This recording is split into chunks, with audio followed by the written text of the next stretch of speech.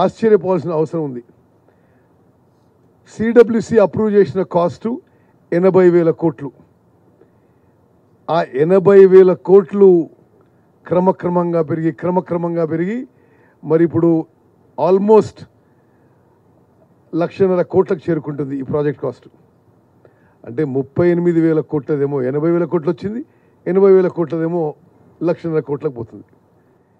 ఈరోజు వరకు నాకు ఇచ్చిన ఫిగర్స్లో కొత్త ఆయకట్టు, కాళేశ్వరం ప్రాజెక్ట్ కింద కొత్త ఆయకట్టు అప్రాక్సిమేట్గా ఇప్పటివరకు అయిన ఎక్స్పెండిచర్ అప్రాక్సిమేట్గా 95,000 crores, 95,000 కోట్లు ఖర్చు పెట్టిన తర్వాత ఈరోజు వరకు జనరేట్ అయిన కొత్త ఆయకట్టు మరి 97,000 acres, అంటే అప్రాక్సిమేట్లీ 1 lakh acres అని తీసుకోండి. మరి ఈ విషయాన్ని కూడా మన ఇంజనీర్లతో నిపుణులతో కూడా మాట్లాడి ఇంత పెద్ద ఎత్తున ఎక్స్పెండిచర్ చేసి ఇంత తక్కువ కొత్త ఆయకట్టు, మరి స్టెబిలైజ్ ఆయకట్టు కింద కొంత ఇచ్చామని చెప్పి మన ఇంజనీర్లు చెప్తున్నారు. అదేవిధంగా కంట్రోలర్ ఆడిటర్ జనరల్ కూడా ఈ ప్రాజెక్ట్ మీద చాలా తీవ్రమైన విమర్శలు చేయడం జరిగింది. ఈ ప్రాజెక్ట్ విషయంలో మరి ప్రజెంటేషన్ అయినాక మళ్ళీ మాట్లాడదాం మనం. ఇప్పుడు ఇంజనీర్లు ప్రజెంటేషన్ చేస్తారు. ఆ తర్వాత మా కొలీగ్స్కి ఏమైనా క్వశ్చన్స్ ఉంటే అది డిస్కస్ చేద్దాం. ఆ తర్వాత L&T, ఆఫ్కాన్, నవయుగ వాళ్ళు కూడా పిలిచాను, వాళ్ళు కూడా ప్రజెంటేషన్ చేయమంటున్నాం.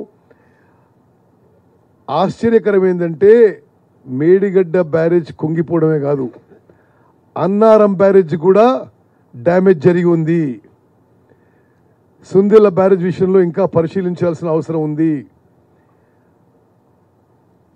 ఇది రాష్ట్రానికే అంటే ఇంత ఖర్చు పెట్టి ఇది కూడా హై కాస్ట్ బారోయింగ్స్ తీసుకొచ్చి ఇప్పుడు యాన్యువల్ పేబ్యాకే ఈ ప్రాజెక్టు మీద 13,000 కోట్లలో పోతుంది. నడిచినప్పుడు హ్యూజ్ పవర్ బిల్ కూడా ఉంటుంది. మరి ఇది ఈరోజు బ్యారేజీల్లో కట్టిన ఇంత తొందరగా సరే ఏ విధంగా నష్టం జరిగింది, ఏ విధంగా డ్యామేజ్ అయింది వాళ్ళు నిపుణులు మాట్లాడతారు, L&T వాళ్ళు మాట్లాడతారు, ఇంజనీర్లు మాట్లాడతారు. కానీ ఒక ప్రజాప్రతినిధిగా నాకు చాలా ఇది బాధాకరమైన విషయం. ఎందుకంటే ఇప్పుడు 3 బ్యారేజీలు ఖాళీ చేస్తే అసలు కాళేశ్వరం ప్రాజెక్టులో మొత్తం ఇప్పటివరకు పెట్టిన పైసలు అవి రిపేర్ అయ్యే వరకు మరి ఆ ఇంట్రెస్ట్ బర్డన్ ప్రభుత్వం మీద ప్రజల మీద ఉండిపోతుంది తప్పితే మరి ప్రాజెక్ట్ ఇంకో ప్రయోజనం ఉండదని చెప్పి కూడా నేను మనవి చేస్తూ సరే ప్రజెంటేషన్ తర్వాత మళ్ళీ మనం ఒకసారి మాట్లాడదాం. కొంత ఓపికతో ఉండాలని చెప్పి మిమ్మల్ని కోరుకుంటూ